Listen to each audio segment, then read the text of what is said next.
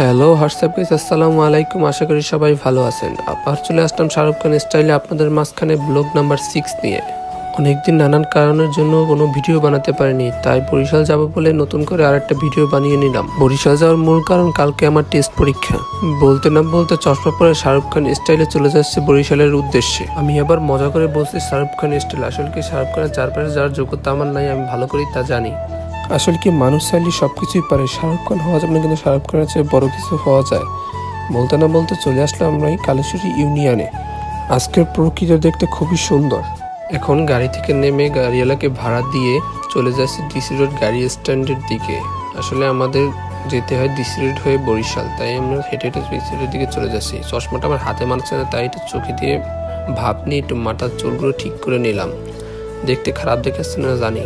একটু মোশন টোশন করে হেঁটে হেঁটে চলে যাচ্ছে ডিসি রোড গাড়ি স্ট্যান্ডে। প্রায় চলে আসলাম ডিসি রোড গাড়ি স্ট্যান্ডের কাছে। ওই যে দেখা যাচ্ছে ডিসি রোড গাড়ি স্ট্যান্ড, যে একটা হুন্ডা নিয়ে চলে যাব বরিশালের উদ্দেশ্যে। বলতে না বলতে হুন্ডা নিয়ে ডিসি রোডের দিকে রওনা হলাম, কিন্তু এই যে দেখা যাচ্ছে কালেশ্বরী কলেজ। কালেশ্বরী কলেজের অনেক আফরা আছে, অনেক ভালো। বলতে না বলতে চলে আসলাম ডিসি রোড খেওয়াঘাট। খেওয়াঘাটে উঠে নিজের একটি ভিডিও করে নিলাম। চারপাশে প্রকৃতিটা অনেক সুন্দর লাগছে।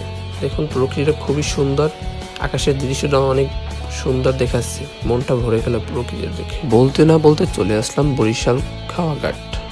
ওপার বরিশাল, এপার কাউয়াচর খেওয়াঘাট।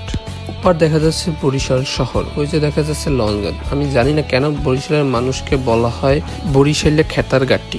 আসলে ভাই তারা বরিশাল সম্পর্কে কিছুই জানে না, তারা বরিশালের লোকদের সম্পর্কে কিছুই জানে না। বরিশালটা কত সুন্দর তা বলতে পারবে না তারা। বলতে না বলতে চলে আসলাম বরিশাল শহরের ভিতর।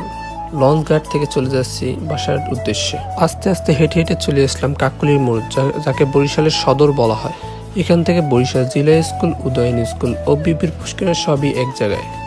রাতের বেলায় কাকলির মোড় অনেক সুন্দর লাগে। বলতে না বলতে ব্যাগ রেখে এসে বাসায় দুই ভাই মিলে চলে আসলাম বিবির পুষ্করিণী পার। আসলে ব্যাগ রেখে না, ব্যাগ রেখে একটু পড়াশোনা করে চলে আসলাম বিবির পুষ্করিণী পার। এখানে এসে অনেক কিছু খেয়েছি, কিন্তু সবকিছুর ভিডিও করতে পারিনি। এখানে এসে মামার চার অর্ডার দিলাম, চার জন্য মামার চা তৈরি করতেছে। চা তৈরি করতে করতে আমাদের দুজনের ভিডিও করে নিলাম। আমাদের সাথে আছে আমার মনকা ভাই, খালাতো ভাই মনকা রিসান। মজা করে তাকে আমি মনকা ভাই বলে রাখি, আপনারা কেউ মনকা ভাই বলে রাখবেন না। আসলে ভাই আপনাদের কাছে আমার একটা প্রশ্ন, এই জায়গাটার নাম বিবির পুষ্করিণী পার রাখা হয়েছে কেন? কেন এই জায়গার নাম বিবির পুষ্করিণী পার? চা তৈরি করার আগে আমরা খেয়ে নিলাম ঝালমুড়ি। মামার হাতে ঝালমুড়িটা অনেক সুন্দর ছিল। মামা দেখতে মাশাআল্লাহ হুজুর।